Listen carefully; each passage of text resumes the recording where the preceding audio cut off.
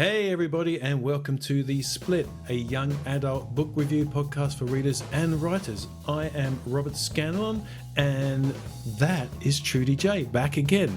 Trudy J from the Magic Carnival series. My series is The Dreamer Chronicles. You'll recognise that Brian is still not with us. He is in absentia. He's planning big things behind the scenes. He hasn't gone away permanently. He will be back. But in the meantime, we have managed to find some wonderful co-hosts, and you may remember Trudy reviewed Eleanor and Park with me a couple of episodes ago. Today we're going to review a James Patterson book, The Angel Experiment. It's book 1 of the Maximum Ride series, and I think there's a mega amount of books in this series, 14 books or something ridiculous. So, oh, really? Yeah. So welcome, Trudy. The Magic Carnival series, if you haven't been reading the Magic Carnival series, you ought to. The first book of the series is absolutely free on Amazon. You can just go grab it. I have read a significant portion of it. It's wonderful, and if you love magic, if you love carnivals, if you love circus, if you love interesting characters, then you'll love the Magic Carnival series. Trudy, welcome. How are you today?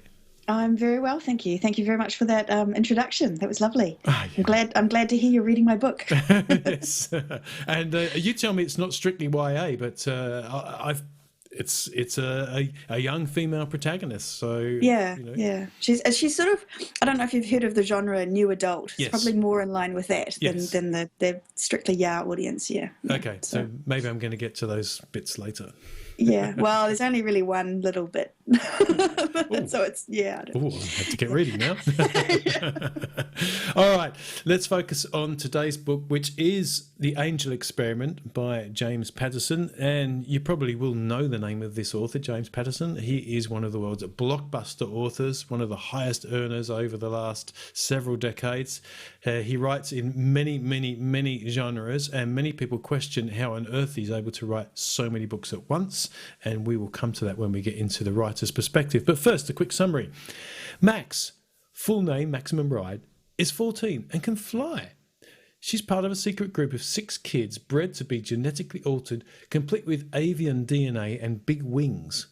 Max is the oldest, and after their surrogate dad, Jeb, smuggled them out of the horrible cages they were forced to endure, taught them how to fight and look after themselves, then left them a couple of years ago, presumed dead, Max has had to look after the flock as best as she could. But the school that created them wants them back and keeps sending other genetic mutations, the erasers, horrible human kids who morph into wolves who try to capture them. When Angel, the youngest of the flock, is taken by erasers, Max vows to find her and finally find out the truth about why the school made them in the first place and discover the answer to everyone's big questions. Do they have real parents? If so, why did they give them up to the school? The Angel Experiment by James Patterson. And funny enough, Trudy, I was walking just last week down the local shopping centre in the Sunshine Coast here in Australia, and was walking into a bookshop, and I happened to walk past a bunch of young kids who were walking the other way. And I think I probably just finished writing up my notes for this. And one of these kids happened to say, I've read the entire Maximum Ride series. It's so cool. So obviously there's something that they know that I don't, because I didn't think it was any good at all.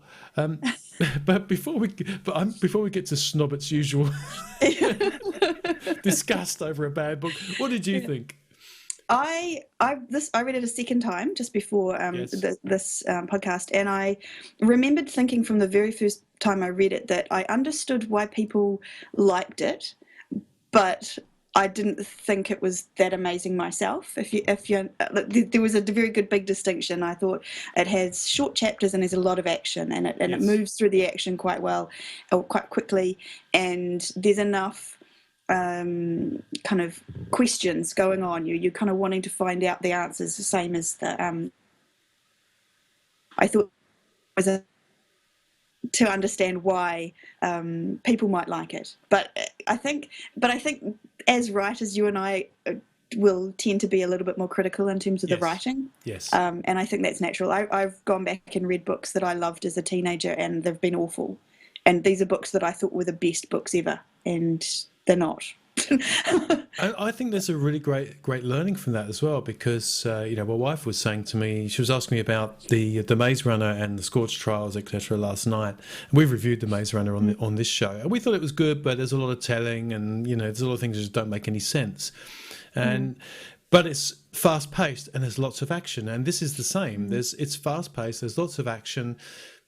Yeah, it reads as if it's written for a 10-year-old, but there's a huge amount of violence in it, and some quite scary adult concepts. So for me, there are things that sort of didn't quite fit. But I guess, look, when I was 8, I was reading John Wyndham, so maybe it's just that I've lost touch with what it's really like to be very young and reading a book like that and loving it, because it's an easy read, and like you say, there's plenty going on to sort of make you want to do the what happens next, which is really that's the art of any book, isn't it? If you're willing to go with okay, tell me what happens next, and you're willing to do that, well, then the author's achieved something. And so my wife was saying, well, why? But if you say the Maze Runner's not that great, why is it blockbuster movies? I don't know. I mean, if we all knew that stuff, the Magic Carnival would be being screened by somebody tomorrow. So exactly. I think it's just one of those things that this has obviously captured something for young readers, and the fact that the small books, short books, you can whiz through them. It clearly left open for the sequel. But I mean, there's 135 chapters. And what is not a very long one. I was really shocked. I looked up at one point and I was like, "What?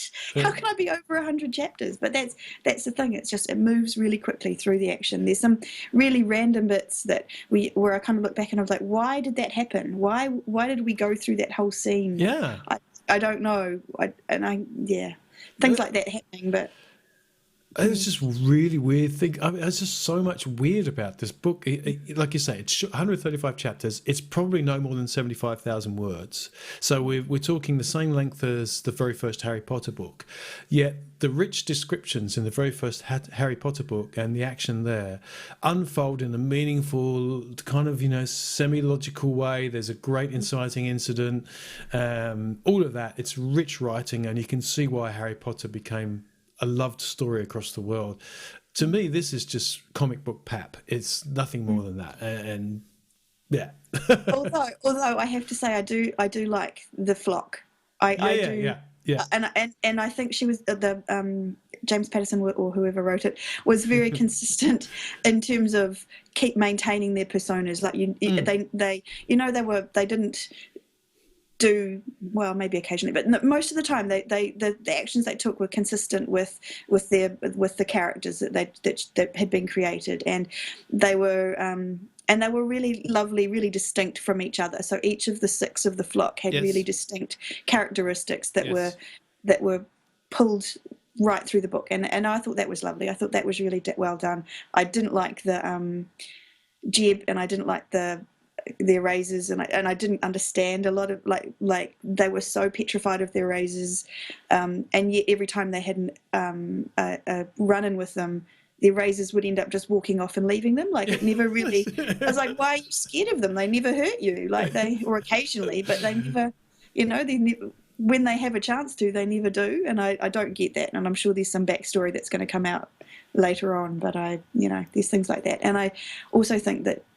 Things where I wanted to be really sad and upset when and it happens right at the beginning, so I feel like I'm allowed to say it. Yes. When Angel is kidnapped. Yes. I wanted to be like, gutted along with them, but I just didn't feel it. It was told and I was explained why she was upset, but it never really felt it. So yeah, we barely had time to identify with Angel. I think she was just the youngest and the cutest, so I suppose you were expected. To me, it's kind of it's almost like a young boy's book, yet we've got a female protagonist and lots of things that don't make sense. So you really think that it's. I think what I wrote in my notes is there seems to be a lot that's too adult in content, so therefore it requires a 12+ audience. But these days, a 12-year-old reading that book would would feel insulted. So I just don't know where it lands. There some things that happen in there. They have wings, these huge wings. They fly in these windy skies, and then they have casual conversations with each other while they're flying. And I think, where are we? Are we in the air again? And I had to actually look back a couple of paragraphs. Oh yeah, they're flying. but they're just chatting. They're not like yelling to each other over the wind or anything. You know, they're just chatting. Yeah. And carrying things and eating a couple of times and things like that. And I had a hard time with that too. And there were and you know there were some good plot twists, I thought. You know, so you know some interesting twists and turns in there. Like you said, I think that was tied up with the action, so it sort of kept things moving. And you know, if you had nothing to do on a plane trip for a few hours and it was the only book around, I'm sure you extract some enjoyment from it. So it's not as dire as some books I've read by any means. No. So I'm being very snobby. Yeah, I think for me, I didn't mind reading it, and I got through it quickly, and I actually think that I want to read the next book just to find out what happens. Yes. But as the writer in me is kind of like, oh, but they could have made it so much better. It could have been so much better, and it's got such a neat premise, and there's such great. Yes. The sixth flock are so great in terms of their the characters, that it could have been more. And so when we get to the writing bit, I have certain things that I want to. Oh dear, no.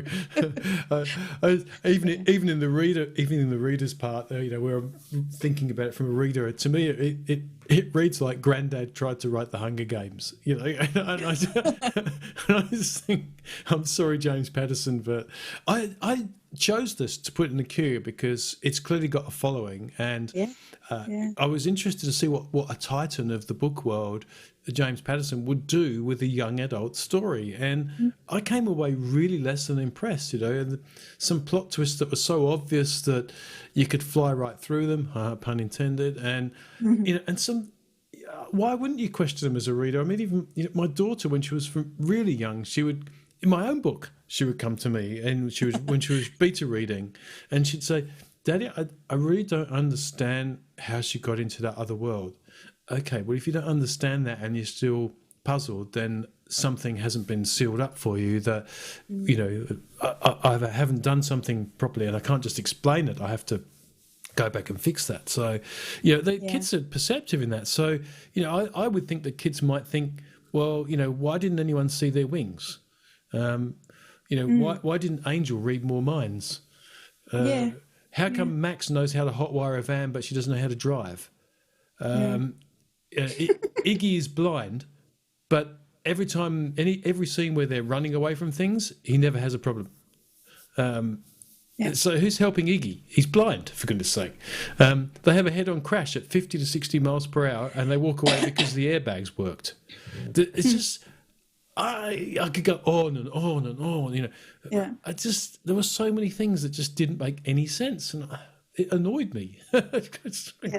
Well, for me, it was the meandering kind of, like, as I said, that there's lots of stuff happening, but it's almost like it's someone's, to use a writing term, has pantsed it, like that they know that they have to get to the school, but the whole process of getting there has just been random flowing, you know, and they take such a meandering path there that I kind of think I just wanted it to be a bit tighter, a bit more kind of exactly. Have a bit more reason to it or something, like it just we need to give them a conflict and some problems. I know, let's have Max spot a kid being bullied on the ground somewhere, and she'll stop, and there'll be this whole interval. Yes. Why? Why? The story.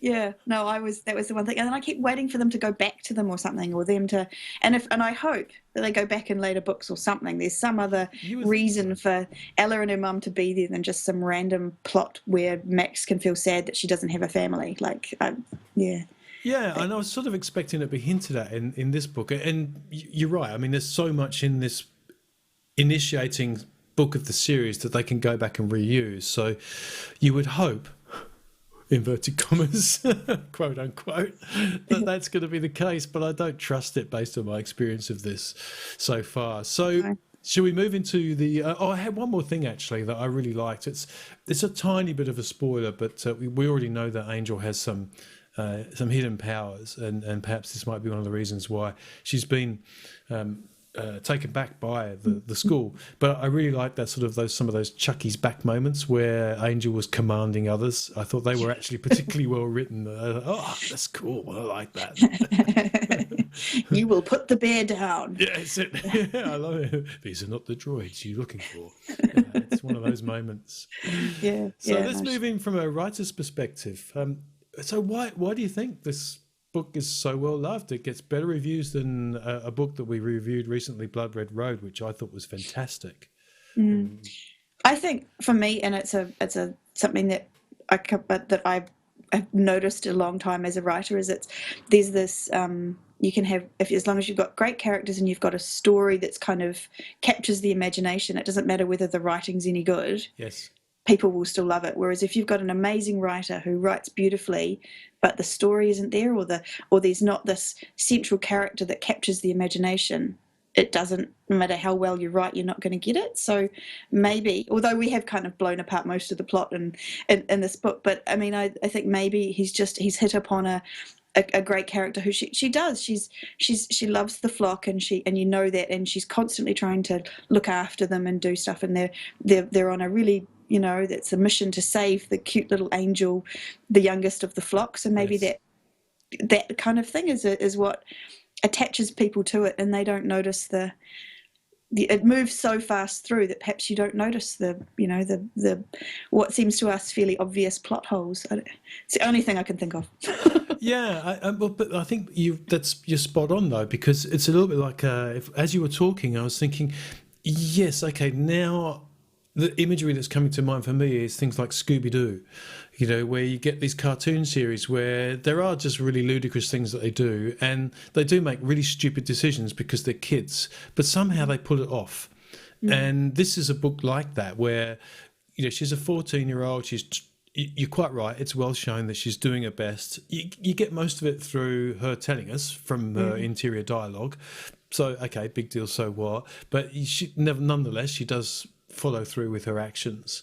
But yeah, it's I think it can only be that sort of cartoon pace that it just grabs. As you say, the premise is neat, and that's what I suppose as a writer you read it and you think it could have been so much more. I know. I want the beginning where they introduced Jeb. I thought that was the worst introduction of the bad guy ever. And he was being introduced as their beloved leader, you know, and just the way it was done, I was just like, you're kidding me. Like, that's your one throwaway line about Jeb used to be our, you know, it was just, it wasn't well done anyway. And I thought they could have done that much better, and they could have introduced him in a way that made you feel like I felt like they bunged him in there at the beginning because they knew that they had to mention him earlier because he became such a big character at the end. You know what I mean? Like he wasn't there. He'd left. He hadn't been there for 2 years, and maybe there was a previous chapter that they'd had to cut or something. You know, that's what it felt like to me. It's that they had to put something in there to make it mention him earlier, and they didn't do it very well. And then we mentioned it earlier. I wanted them to write the relationship between Max and Angel better at the beginning. I wanted instead of telling everyone through Max's internal dialogue that she loved Angel the best and all the rest of it, I wanted you to show the relationship a bit more. And I just didn't feel a connection when Angel was kidnapped. I felt, okay, well, this is what's happening in the story. I just, you know, I didn't feel, oh my God, they've taken Angel, you know, which is what I wanted it to feel like. I wanted it to feel like, and then the erasers, which was supposed to be this terrifying thing that they talked up and how they would, you know, I spent that first bit wondering why the erasers hadn't just captured everyone at the same time or killed them at the same time, because they had the opportunity. They let them go, just took Angel and raced off. Yeah. And then they came back and they were chasing the other two. And I was like, well, why didn't they just get them in the, you know, there were just things like that would just...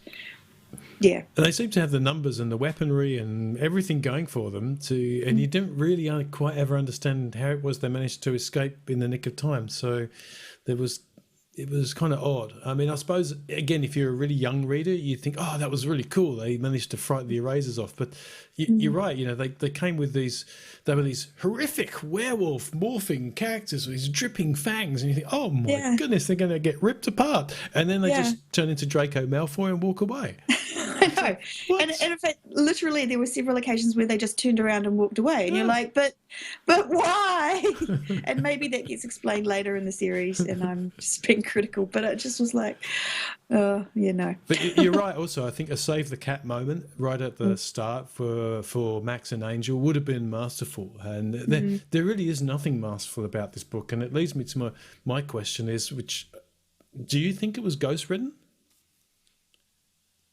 I would imagine so, as most of his are. Yeah. And that's the other thing, is maybe this book has become so big because it had James Patterson's name on it as well. Like there's that whole aspect of he's got a big name, lots of people would have bought it, it gets out there. I mean, I don't know. I think that's a huge part of it. I had a career in the music industry way back, and part of our job was to sell music into record stores such that they took up space in the racks. And once they take up space in the racks, people can't help but think that must be good. There are 20 of them there. I'll grab that. And even if there's only a couple of tracks on the album that are good, it sells well. It goes okay. It may not be, a gold or a platinum seller, but it'll do okay. And then if you do the same thing and there's a big name on it, so it's a new U2 album, or it's a new Pink album, or a Lady Gaga or whatever, it's going to be a blockbuster no matter what, even if it's not well liked by the core fans. And when you're out selling, if you've got a new band called Blue Blood, and then you've got U2, and you're saying, okay, I've got the new U2 album and I've got the Blue Blood album, which would you like? The retailer's only got a certain amount of space in the store, and they've got to turn things over.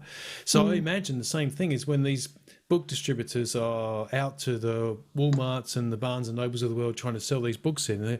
New James Patterson, young adult, it's going to go like wildfire. All the grandparents are going to buy it as presents for the kids for their birthdays and for Christmas. Job's done. So you might say that sounds like a jaded, no hope writer making a case for why big writers are successful. He had to become successful by doing a good job as a writer in the first place. Yeah. But I do think there's once there is a big name, there's definitely a whole marketing machine that takes over behind the scenes there, for sure. And he is a very smart marketer. I mean, I have nothing but respect for James Patterson. Exactly. I'm not bashing him, but I do know that he uses, ghostwriters for a lot of his books, and I would imagine this would be one of them. So he's really involved in the process, as far as I understand it. He doesn't let them go away and write it themselves or do whatever. He's involved, but he gives them the premise and the outline, as I understand it. And there are people online who staunchly defend the fact that he actually wrote this particular book. So, maybe. I can't get it. I don't get it. It just doesn't seem well written enough. For someone who is clearly as accomplished as he is. It does read like it's a premise that's been put together by him. He's given someone an outline. It's gone. It's been drafted. It's come back. Someone else has polished the draft, and boom, James Patterson's name on it. And there are so many. I mean, there are so many kind of things that if you wrote this as a self-published author and you gave it to a developmental editor, they would come back to you and say, there are some moments in here that are far too convenient. They're all looking really shabby, dirty, downtrodden, and they don't fit in. So, hey, what can we do about that? Or how about someone walks off the street and says, how about a free makeover? We're running a competition. Yes. Fantastic, yes. And what else? Oh, well, the stylist changed all our clothes and apparently never spotted our giant wings folded behind our backs. No, they got the clothes from a second-hand store. Really? Sorry, I'm coughing here. That's all right. Yeah, no, I remember that. I only just finished the book last night, so. Okay, there we go. Yeah. But there are lots of moments like that where it's just it's almost like it's a whole pantsing thing. It feels like someone has pantsed the story. It's just and not cleaned it up. Yeah, and not kind of no. There's lots of moments where it's just like, oh, what can happen next? I know, tappity tap. Like not without really kind of thinking the structure and the what's going to happen. Yeah. Yes, I also there was one thing I thought did work from an author's point of view, which is that Max is also always told in first person and past tense, and the others are always third person past, and so you have a very clear narrative that this is Max's story. So even though we do have other points of view, Max's is always the first person. I thought that was really neat, actually. It's quite an unusual take on on how a narrative evolves like that. Yeah. I did wonder about, there's some metaphors in there that to me seemed out of place for a 14-year-old girl in 2005. One that I wrote down was, having a Kodak moment. That's kind of old school Kodak moment. And even in 2005, I'm not sure a 14-year-old girl would have chosen to have used a metaphor like that. Well, even that whole thing of they were raised at the school, they had no outside knowledge of anything, and then they were living in this place for was it 2 years? Was it 2 years? 2 years, yeah. And they supposedly learned everything in 2 years. I'm sorry, I'm going to have to cough again. That's all right, I'll talk.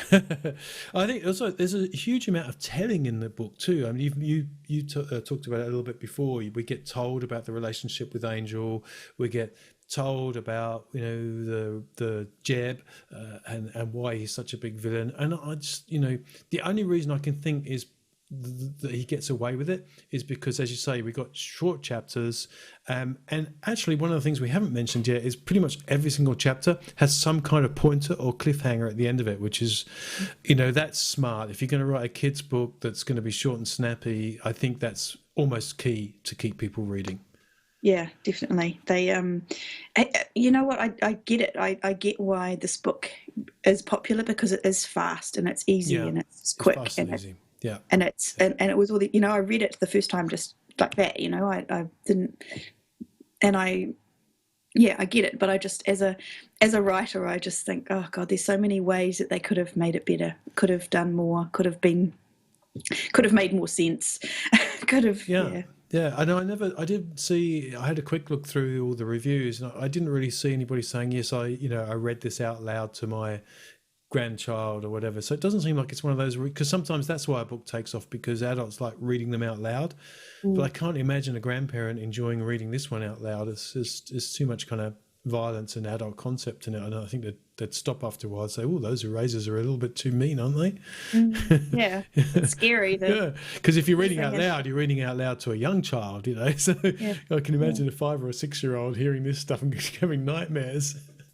Yeah. And that was quite funny. You're talking. I just was thinking about Ella and her mother, and Max is sitting in the back room saying, "Oh gosh, I wouldn't want to mess with Ella's mother. Like she's so mean," kind of thing. And I was like, "You're used to the erasers. You're used to these scary morphing wolf things chasing you, and you think this lady is scary." I was sort of like, okay, but it was part. Yeah, go on. I was just going to say, it's part of Max's, falling in love with the idea of having a mother. So having a mother, yeah. So you can excuse that. That's right. I think the fact that we talk so much about it and we're so disparaging is useful from a point of view of an author, where it's a good book to read if you want to see why something might have captured some imagination, and yet, as you say, isn't particularly well written, and there are some giant plot holes and some things that don't make sense for the characters, and yet still it rises up. Still, it gets a great review average. And one of our listeners, Michelle, has said in the past that she, as a reader, will forgive the story's writing craft if there's something about the story that transports her, that keeps her going, that captures her. And I think I know personally I'm less forgiving about that. I expect more from the writing craft, and so that does me in. Sometimes there are books I can't read because I can't get on with the Game of Thrones. The writing style just bugs me. I can't stand it. There are some other fantasy books where the author has obviously used a thesaurus for every single adjective you could possibly imagine, and it's too much. I'm like you. I like that sparse style. When we were talking about Eleanor and Park, I mean, the Angel Experiment's pretty sparse, but it just leaves a whole lot out as opposed to inferring a lot.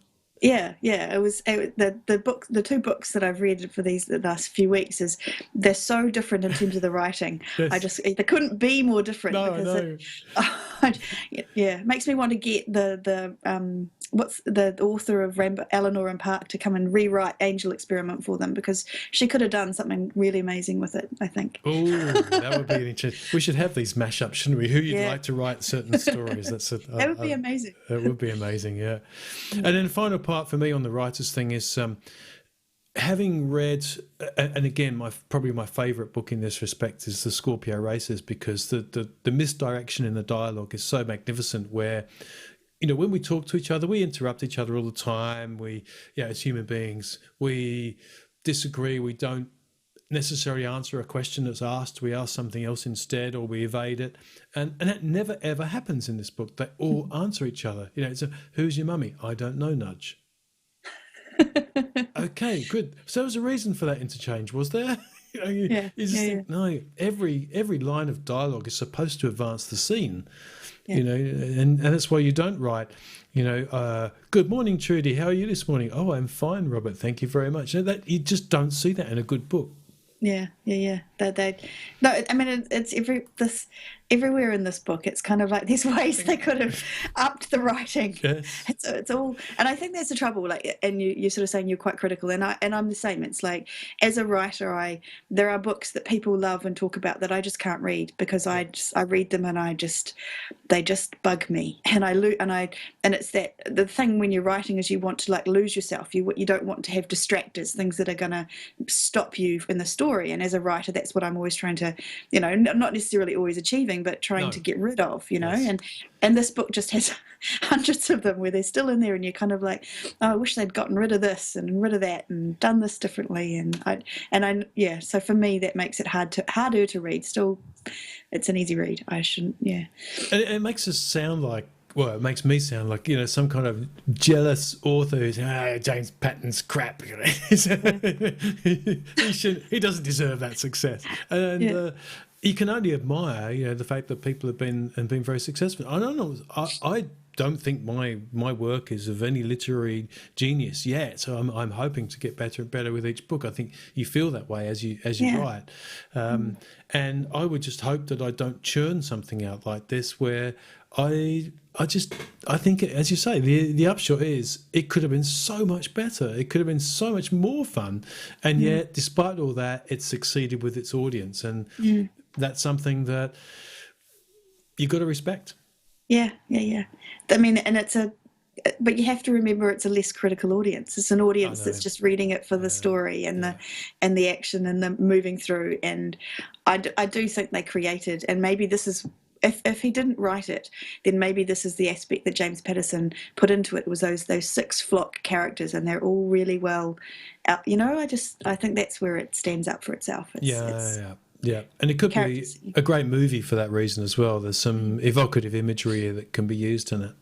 Yeah, they just need to sort out I just don't think they did very well on the bad guys. No, they didn't. My issue with that. Most definitely. Very, very lame. And and they're tracking them all the time as well. And so what is with that? So they're tracking them and they always turn up, but then they don't at the start. I just don't get it. It's just this. If you're listening to this show now and you loved The Angel Experiment, please tell us why. Put us out of our misery. We'd love to hear. Let's go into Trudy and Robert's famous takeaways. I'll take the lead this time, if you like. Go for it. Look, I think, on the upside, it's a quick read. And probably for a kid who's sick in bed, who can't concentrate for long periods of time, you don't necessarily want something really deep. And maybe even something like Harry Potter could be too complex because of trying to keep track of everything. So in that respect, it's like junk food, this book. You can take it. It's not going to change your life. It's not an Eleanor and Park. It's not going to make you cry. But you'll be able to while away a few hours if you're really in bed. So I think in that respect, it could be credited with getting kids to read. So don't take my critique of the book as something that means that you shouldn't read it. I think it's actually worth reading, surprisingly. Do you know what's funny? Just to add on to that, is there's 2 things to do with kind of kids and YA books. There's boys don't tend to read about female protagonists, and clearly boys are reading this one. I think if your story about seeing the were they boys that were talking about the book? No, they were girls. They were girls. Yeah. Okay. Well, I don't know. I don't know if boys read this. Maybe they don't. But I get the feeling maybe boys might read this one. And also the other thing is, what was going to say? Oh, it was mainly that boys don't read about girls, and boys are the ones that read less. So girls read more books, but they're always trying to write books to get more boys into reading. So I see a lot of books that kind of So I sort of feel like maybe, I don't know, that maybe they should have made Max a boy. I don't know, but then that would have changed the whole. Change what I liked about the book. I wouldn't have liked Max as much if she was a boy. So I don't know. Anyway, I think you're right, actually. I might have to go back and look at some of the reviews and see. I can't imagine. It's not really even though it's kind of a boysy cartoon.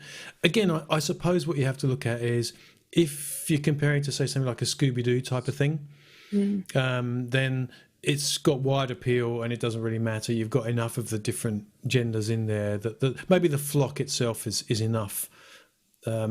But she is quite a strong female protagonist, and that will usually put a boy off. So in my opinion, anyway, and certainly having spoken to boys at my daughter's school. Yeah. So anyway, sorry. Have you got a takeaway? Takeaway. Do you know what? After everything that we've talked about, how critical we've been of it, I will probably read the second book. Yes. And it was because there's good tension. There's a lot of questions that are unanswered for me. There's a good hook at the end, and I'm kind of thinking, I just want to know. I just want to know what happens. Like, I just want to find out if they really ever, who is Max and why is she like, there's enough questions there. Yes.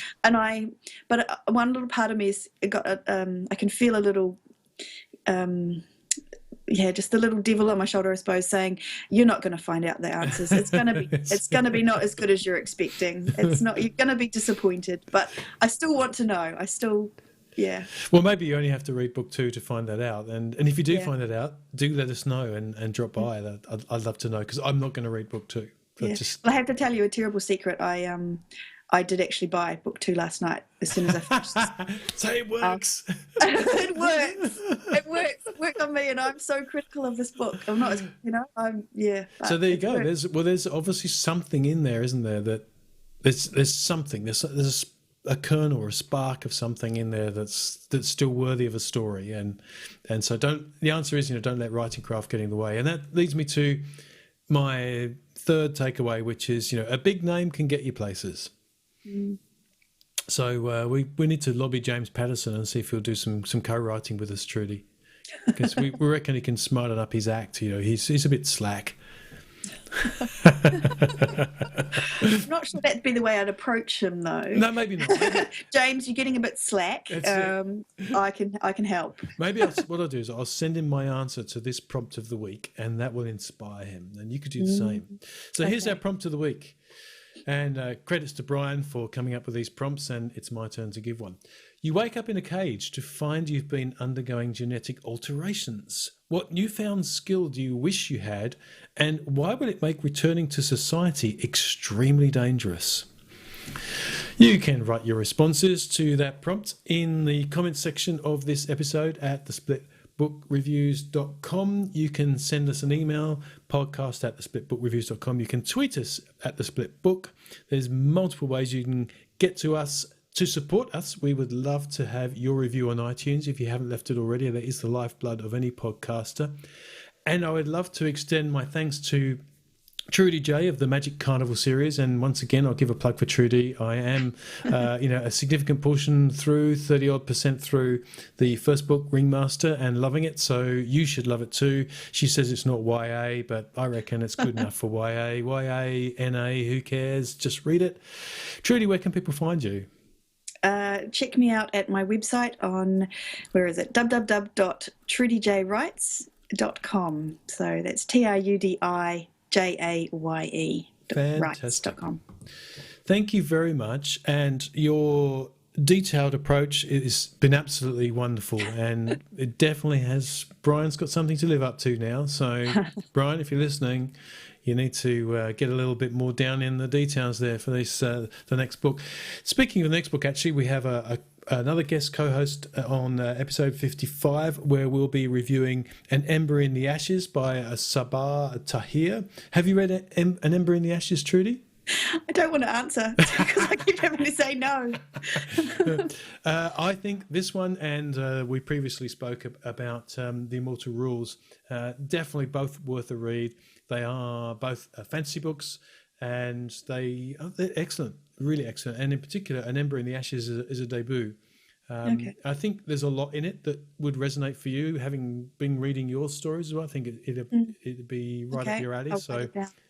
And Ember in the Ashes. Every author has a to-be-read list that's way too long. Yeah. We have had a long episode this time around, so thank you for listening all the way through to the end. I'm Robert Scanlon from the Dreamer Chronicles. That is Trudy J from the Magic Carnival series. And thank you again, Trudy. It's been a wonderful couple of episodes you've recorded with us, and we will hope to have you back again one day. Thank you. Absolutely. Anytime you'd like me back, I'm happy to be here. It's been great. Thanks, Wonderful. Robert. And we should keep an eye out in the sky for any kids flying around with wings. Yes, absolutely. It's real. It's true. Thank you guys for watching. Somewhere on this page is a subscribe button to the Split channel. We do reviews every week. We would love it if you followed us every single week. Isn't that right, Robert? That's exactly right. Follow us now. Hit the subscribe button. Do it.